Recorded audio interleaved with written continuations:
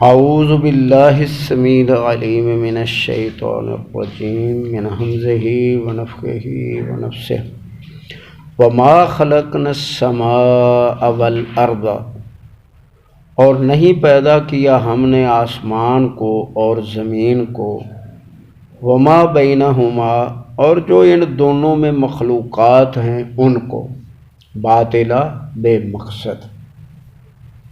ذالک ظن الذین کفروا، اور یہ گمان رکھتے ہیں کفار لوگ کہ بے مقصد ہیں۔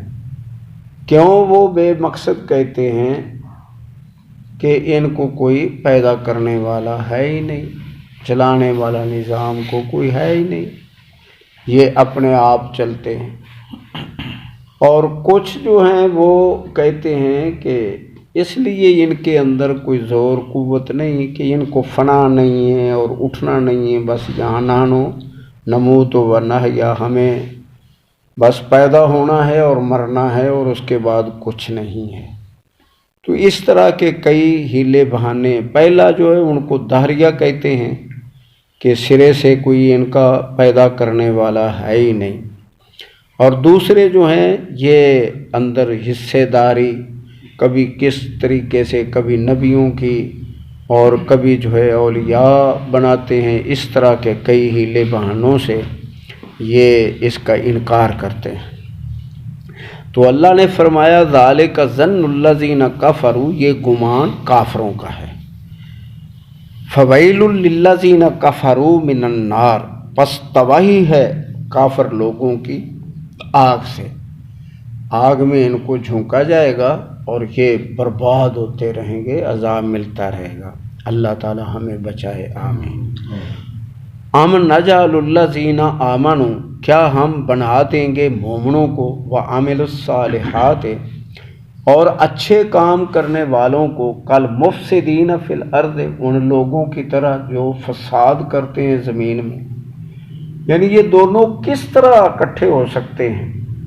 دھوپ اور سایہ نہیں اکٹھے ہو سکتے، مردہ اور زندہ، آنکھوں والا اور نابینا، اس طرح کے کتنی اللہ نے مثالیں دی ہیں کہ ان کا اکٹھا ہونا۔ ایک وقت میں یہ کہا جائے کہ یہ آدمی سنتا بھی نہیں اور پھر کہا جائے سنتا بھی ہے، یہ اندھا ہے اور پھر کہا جائے کہ یہ دیکھتا ہے، یہ دونوں چیزیں اکٹھی کیسے ہو سکتی ہیں؟ تو اللہ تعالیٰ فرماتے ہیں کہ یہ ایمان والے میرے جو بندے ہیں اور عمل صالح کرنے والے، ہم ان کو کس طرح کر دیں گے ان فسادیوں کی طرح جو زمین کے اندر فساد پھیلاتے ہیں، مشرک ہیں اور باقی بھی گناہ کر کے جو ہے زمین پر جب اللہ نے اصلاح فرمائی اور زمین کے اندر لوگوں کی درستگی ہوگی تو پھر ان کے اندر جو ہے پھیلانا برائی کو، تو اس طرح ہم کیسے مومنوں کو کریں؟ ہم نجعل المتقین کالفجار، یا ہم کیسے کریں گے یہ متقین پرہیزگار لوگوں کو گناہ گار لوگوں کی طرح؟ تو یہ نہیں ہو سکتا۔ کتاب انزلناہ الیک، اے پیارے نبی صلی اللہ علیہ وآلہ وسلم، یہ قرآن مجید ایک کتاب ہے اور اس کو ہم نے آپ کی طرف نازل کیا ہے۔ مبارکن، یہ بڑا مبارک ہے، برکت والا ہے۔ لیتدبروا آیاتہ، تاکہ وہ غور کریں اس کی آیتوں میں، ولیذکر اولو الالباب، اور اس ولیتذکر اولو الالباب، جزاک اللہ خیر، تاکہ جو ہے نصیحت حاصل کریں عقل والے۔ عقل والے جو ہیں ان کو نصیحت کا موقع ملے، وہ غور کریں، تدبر کریں، اور اس لیے اللہ نے فرمایا کہ ہم نے اس قرآن کو آسان نازل فرمایا ہے۔ وَلَقَدْ يَسَّرْنَا الْقُرْآنَ، اور فرمایا فَهَلْ مِن مُدَّكِرٍ، کوئی ہے اس کے اندر تدبر کرے، غور کرے؟ تو بہت کم ہیں۔ فرمایا میرے تھوڑے سے بندے ہیں جو ایسا کام کرتے ہیں۔ وَوَهَبْنَا لِدَاوُودَ سُلَيْمَانَ، اور ہم نے عطا کیے داود نبی کو سلیمان علیہ السلام۔ نعم العبد، یہ بہت ہی اچھے میرے بندے تھے۔ یعنی سلیمان علیہ السلام یا داود علیہ السلام، انہو اواب، اور بے شک یہ بہت زیادہ تابع دار تھے۔ تو زیادہ جو مضبوط معنی ہے وہ سلیمان علیہ السلام کے بارے میں۔ اذ عرض علیہ بالعشی صافنات الجیاد، جب ان پر دوپہر کے بعد جو ہے 3 ٹانگوں پر کھڑے ہونے والے گھوڑے پیش کیے۔ صافنات کہتے ہیں کہ ایک آپ بھی دیکھیں گے، ویسے بھی کہتے ہیں کہ لے بھی گھوڑے نے ٹانگ اٹھائی اور ساتھ دوسرے نے بھی اٹھا لی، تو یہ ایک ٹانگ کو پچھلی زیادہ اٹھاتے ہیں گھوڑے جو لڑنے والے، بھاگنے والے اور نسلی گھوڑے ہیں، تو یہ آرام کے لیے اپنی ایک ٹانگ جو ہے اس کو کھڑا کرتے ہیں اور 3 پر کھڑے ہوتے ہیں، تو یہ صافنات ان کی صفت ہے۔ الجیاد، جو دوڑ کر ہوا ہو جاتے ہیں، یعنی بہت زیادہ بھاگنے والے، بہت زیادہ دوڑ لگانے والے، تو جنگ کے اندر جو حصہ لینے والے وہ گھوڑے۔ فقال انی احببت حب الخیر، تو سلیمان علیہ السلام اللہ کے نبی فرمانے لگے کہ میں تو اس مال کی محبت میں ہی کھو گیا، عن ذکر ربی، یہ کہ میں اپنے رب کے ذکر سے جو ہے غافل ہو گیا، حتیٰ توارت بالحجاب، یہاں تک کہ جو ہے سورج غروب ہونے کے قریب ہو گیا، سورج غروب ہو گیا، چھپ گیا، یا یہ کہ گھوڑوں کو جب آپ نے کہا کہ ان کو جو ہے دوڑاؤ تو وہ دوڑ کر اچھل ہو گئے، تو ان میں ہی کھو گئے، کھڑے ہو گئے۔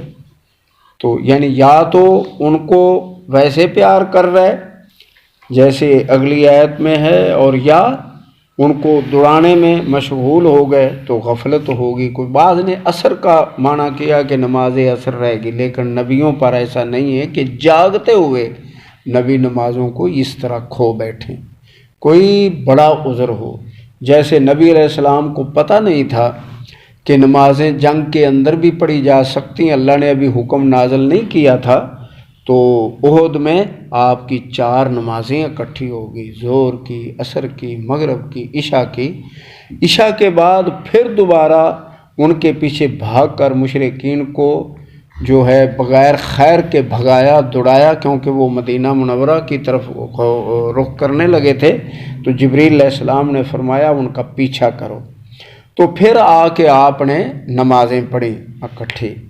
تو اس طرح کا کوئی مسئلے کا نبی کو پتہ نہ ہو تو پھر آپ ذہن میں سوال پیدا ہوگا کہ نبی کو بھی پتہ نہیں ہوتا۔ ہاں، نبیوں کو پتہ نہیں ہوتا، جیسے اللہ تعالیٰ نے فرمایا قد سمع اللہ قول اللاتی تجادلک فی زوجہا وتشتکی الی اللہ، اور نبی علیہ السلام کے پاس یہ تشریف لائی ہیں کہ ان کے خاوند نے ان کو ماں کہہ دیا، اب طلاق ہو جاتی تھی، اب وہ تعلقات قائم کرنے لگے تو انہوں نے بھگا دیا، انہوں نے کہا میں تو تجھے نہیں آنے دوں گی اپنے قریب جب تک میرا اللہ میرے بارے میں کوئی فیصلہ نہ کرے۔ تو بھاگ کر آپ نبی علیہ السلام کے پاس گئیں، رو رہی ہیں، اللہ کے نبی میرے ڈھیر بچے ہیں، لینے باندھی ہوئی ہیں، میری ساری جوانی کھا گیا اور مجھے ماں کہہ کے فارغ کر دیا ہے، اب میرے ساتھ یہ کرتا ہے۔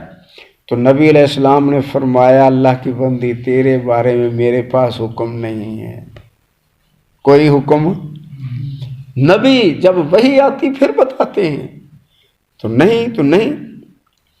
تو بہرحال اسی طرح یہ حکم نہیں ہوگا، کوئی ایسا معاملہ ہوگا تو پھر صحیح ہے، وگرنہ نبی جو سستی نہیں کرتے۔ ردوہا علیہ، یعنی گھوڑوں کو واپس لاؤ، یعنی حتیٰ توارت بالحجاب، دوڑ کر چھپ گئے اور پھر حکم دیا کہ ہاں ان کو واپس لاؤ۔ تو اگر یہ نماز کی غفلت ہوتی تو یہ اگلی بات جو ہے یہ پھر محل نظر آتی ہے، غور کریں۔ ردوہا علیہ، ان گھوڑوں کو میرے پیش کرو۔ فتافے کا مسحم بسو کے، آپ ان کی پنڈلیوں پر مسل رہے تھے، آپ پیار کر رہے تھے، والآناق، اور ان کی گردنوں پر۔ وَلَقَدْ فَتَنَّا سُلَيْمَانَ، اور ہم نے آزمائش کی سلیمان نبی کی، علیہ الصلاۃ والسلام وَأَلْقَيْنَا عَلَىٰ كُرْسِيِّ جَسَدًا ثُمَّ أَنَابَ، ہم نے ایک دھڑ ڈالا ان کی کرسی پر، اور پھر جب ان کو یقین آ گیا کہ میری یہ جو ہے آزمائش ہے، تو پھر وہ اللہ کی طرف جھک پڑے، رجوع کیا اور اپنی سستی سے جو ہے استغفار فرمایا کہ اللہ مجھے معاف کر۔ اور یہ کیا تھا؟ تو یہ بڑی آزمائش ہے۔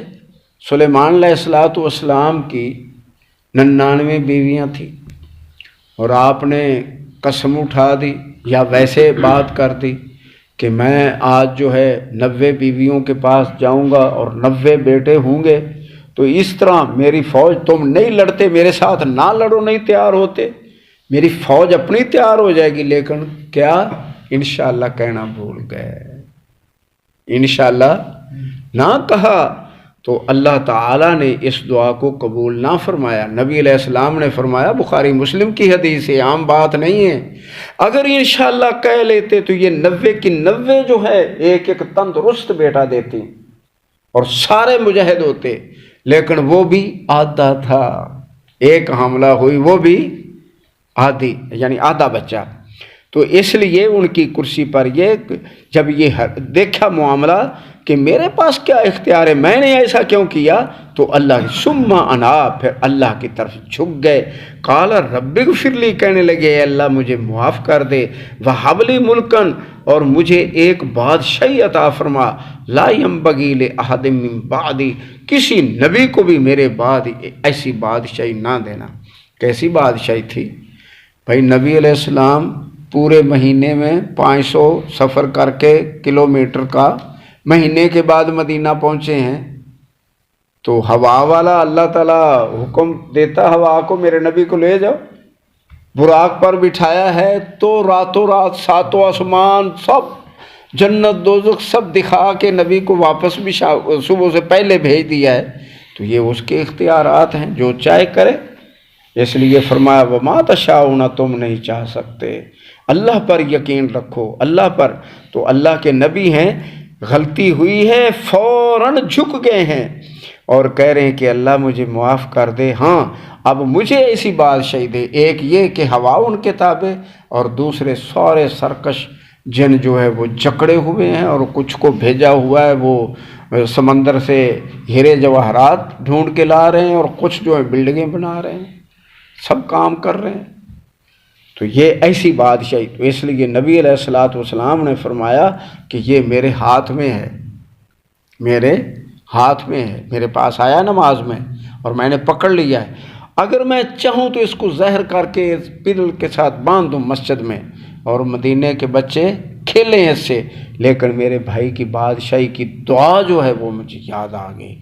تو یہ اب ذرا فیصلہ کریں، فیصلہ عام میں ہے کہ یہ جن نکالنے والے، قید کرنے والے، جلا دینے والے، یہ صریح قرآن کی مخالفت نہیں ہے۔ نبی تو فرمایا کہ میں یہ چھوڑ رہا ہوں ایک کو، یہ کہتے ہیں ہم سارے ہی جلا دیتے ہیں، اور بتاتا کون ہے کہ اس کو جن لگ گئے؟